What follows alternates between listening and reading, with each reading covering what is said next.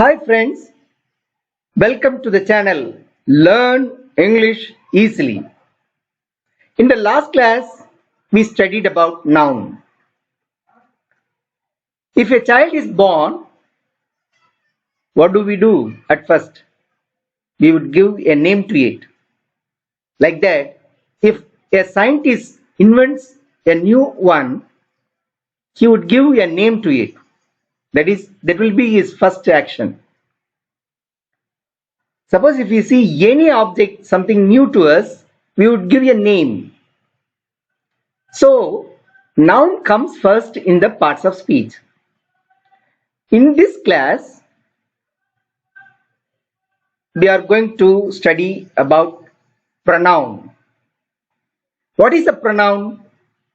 Pro means for. Noun, we all know. It is used for a noun. Pronoun is a word that is used for a noun. It is equal to a noun. It is used in the place of a noun. It is a substitute. In games, if a main player is wounded, what would they do? They would insert a new player as a substitute. Like that. Pronoun is a substitute for a noun. Now, I want to give an example for it. Rama is a noun. Rama married Sita. Next sentence, he went to the forest. Here he means Rama. It refers Rama. He is not a noun. Rama is a noun. But he is a substitute or he is used in the place of Rama. So he is pronoun. I hope now you might have understood the point. Pronoun. Pronoun is a word used instead of a noun. It is used in the place of a noun. It is a substitute for a noun. Example, already I had quoted. Again, I am quoting it again. Rama married Sita. Here Rama is noun. In the second sentence, he went to the forest. He here means Rama. Rama is noun, but he is not noun. It is pronoun. He went to the forest. Here he is used instead of Rama. So Rama is a noun, but he is a pronoun. In English grammar, number actually, if I say number, we would think in terms of mathematics. In mathematics, from 0 to infinite numbers, we can say many numbers. They are all numbers. But in grammar, number means they mean only two things. One is singular, the other one is plural. Being one is singular, more than one is plural. There are first person, second person and third person pronouns. They are either singular or plural. First person refers to me. First person means it refers to me or us. Second person refers to persons or things in front of me or us. Third person refers to someone or something who or which is not me or us or you. Here in this slide, you can see the tabular column. It classifies those three persons, singulars and plurals. First person singular is I, first person plural is we. Second person singular is you, second person plural is you. Third person singulars are the he, she, it. Third person plural is they. At first, though had been used as the second person singular pronoun. And you had been the second person plural. Though was second person singular and you was second person plural once. Later, the British people, the native speakers of English, they began to use the second person plural, that is you, instead of though. Instead of saying though, they would say you. Why?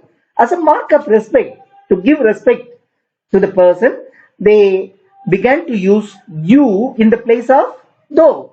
So in due course, though disappeared or vanished. And the same word is now used in poems. It is elevated there. How? Though there refers to God. God alone. God Almighty. Now let us come to the point. You nowadays is used both as second person singular as well as second person plural. But we have to keep it in mind a point. While implementing Concord, you is always considered as a plural only. Actually, basically, you is plural. So it is considered as plural only while applying rules of grammar. What is Concord? You may have a doubt about that word. Concord. It is the match between subject and verb. We shall see it in the next classes. Gender. Next, we have to talk about gender. Gender is applicable to noun and pronoun. They are four in number. There are four types of genders: masculine gender, feminine gender, neuter gender, and common gender. Masculine gender means male. It refers to male. He is pronoun, whereas Ram, Charles, Rahman, that is noun. They all belong to masculine gender. She, pronoun. She is pronoun. It refers to female member. Sita, Ramya, or Mary, or Fatima, these are all nouns. They also belong to feminine gender because they are all female members. And third one, neuter gender. All lifeless things, table, fan, cart, pencil, all lifeless things, and some animals only. Why do I say some animals? Lion is masculine gender. Lioness is feminine gender.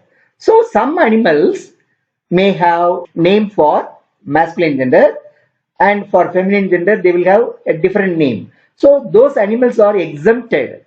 Apart from those animals, some animals have the common term. So those animals are included in the neuter gender. Generally, lifeless things and some animals come under this category. It is pronoun table. That is a noun. Both of them belong to neuter gender. They are neither male nor female. That is the point. And fourthly, or the last one, we have common gender. Common gender, it is applicable only to persons, not animals or things. It is applicable only to persons, and it is a common noun. For example, teacher. It doesn't refer to a particular teacher. It is a common name, common noun. So it is a common noun of persons. For example, teacher. Can you say teacher refers to male or female? We can't ascertain whether it is male or female. So such type of nouns belong to common gender.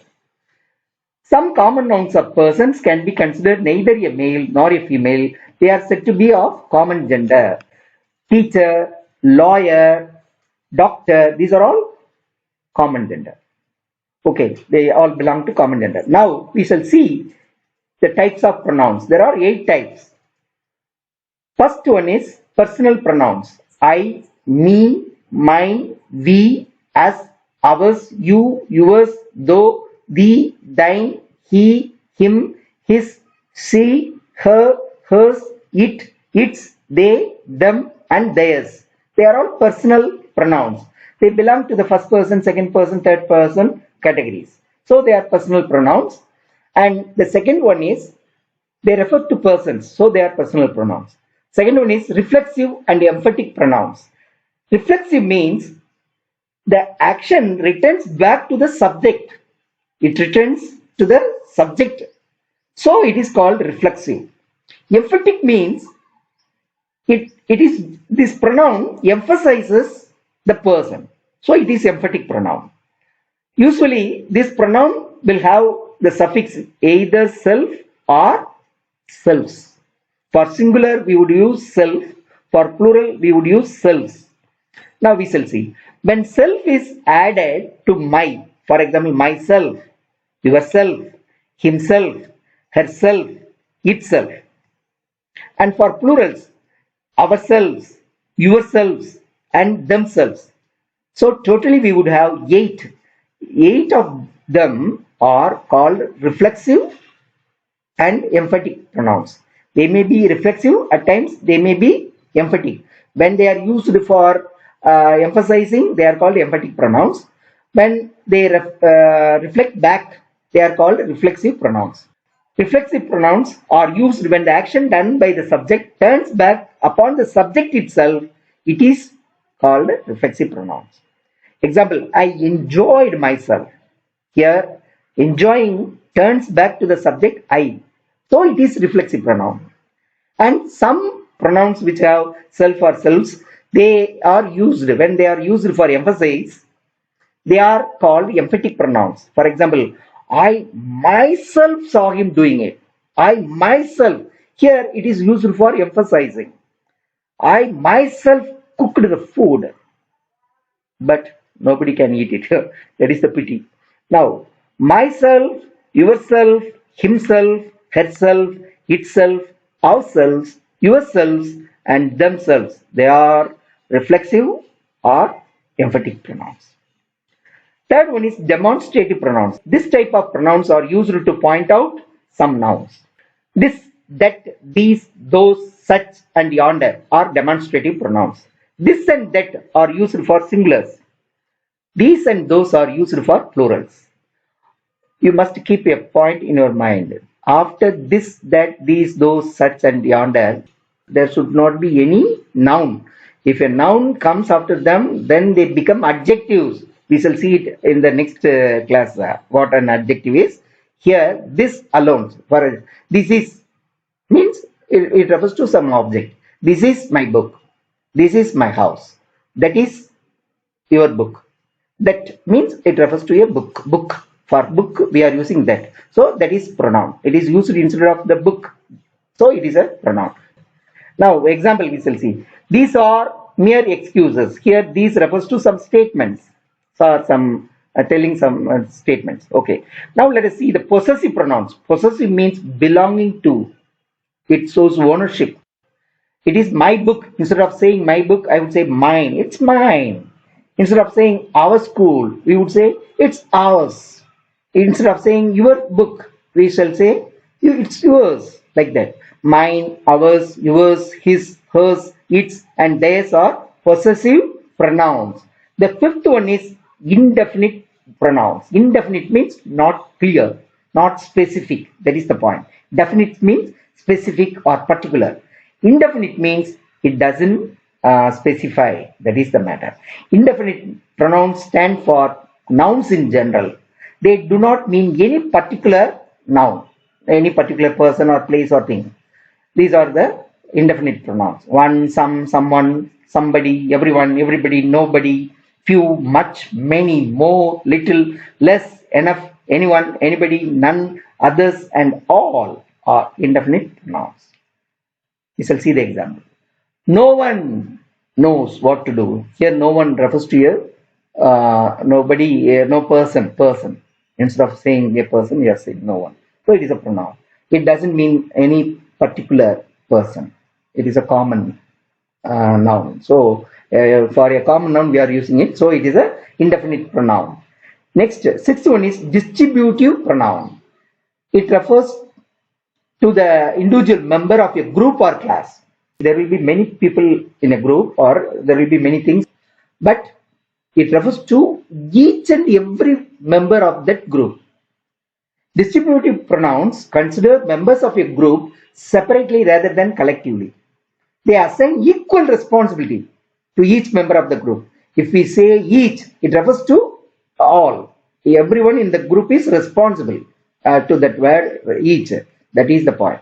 It refers only one of them, not all collectively. So they are always considered as a single unit.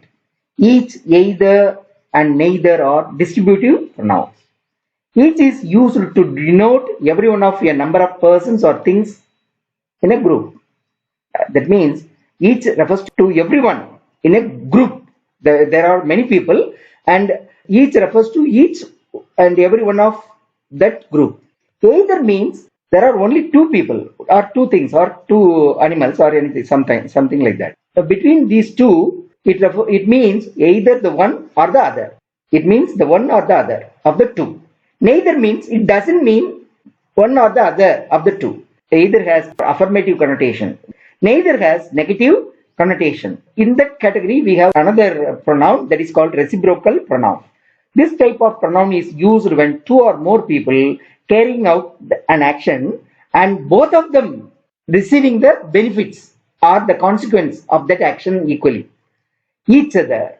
Each other is normally used between two persons. One another is used when there are more than two persons or things. Each other and one another are reciprocal pronouns. Each other is used when two persons or things are concerned. For example, Romeo and Juliet loved each other. Here we mention only two people, Romeo and Juliet, and each other is used there. One another. The Hindus greeted one another on the day of Deepavali, we shall say. One another. Here, when more than two persons or things are concerned, one another is used. Seventh one is relative pronouns. Relative pronoun, it is always used after a noun. And noun which precedes or which comes before that is called its antecedent. We shall see it here in the slide. Relative pronoun refers to a noun that goes before it. Relative pronoun means a noun that is immediately before it. And it is called its antecedent. That is the point. Who, whom, whose, when, where, how, why, what, which, and that are relative pronouns. Example, he is the man who helped me in distress.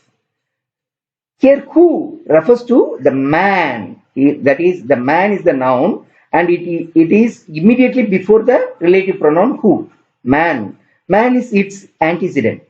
So now, there are some compound relative pronouns. That means, why do we call them as compound relative pronouns? They are combination of two words, two or more words. Whoever, whosoever, whichever, whatever, whatsoever are compound relative pronouns. The last one is interrogative pronouns. Interrogative means question. First you have to keep it in your mind. Interrogative pronouns are question words. They are used to ask questions. Who, whom, which, what, and whose are interrogative pronouns. Here also, please make a note. After who, there is no noun. After whom, there is no noun. You see the examples. Who is there? Here, who is used to find out a person. For example, Rama is there. You are asking the question, who is there? Okay. So instead of Rama, you are using who. Rama is a noun. Who is pronoun. Here it is used to ask a question. So it is interrogative pronoun. Whom did you meet? You met Radha. I don't know. So I am asking this question. Instead of Radha, we are asking whom. So Radha is a noun. Whom is pronoun.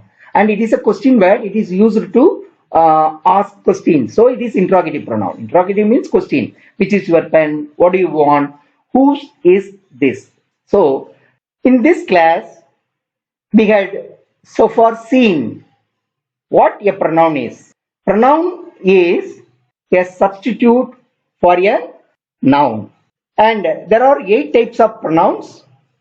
And you may find it difficult to keep them all in your mind. But anyhow, you must know what it is. What are those types? And that will be helpful to you. Okay. In the next class, we are going to see what an adjective is. Actually, I wanted to give you some exercises, but I was afraid it may take this session into a classroom and I may look like a strict teacher to you. So I don't want to be a strict teacher to you. I want to be your friend. But anyhow, I have to give some exercises in some chapters. So in the next chapters, I would give some exercises. You do them well, then only you can understand them and you will be well trained. Thank you. And I want to put an end to this session. Bye. Thank you. Thank you very much for watching my classes. Thank you. That's it for today's video. Hope you guys enjoyed it. If you did, like, subscribe and share and turn on the post notification so you never miss a video. Thank you. Bye.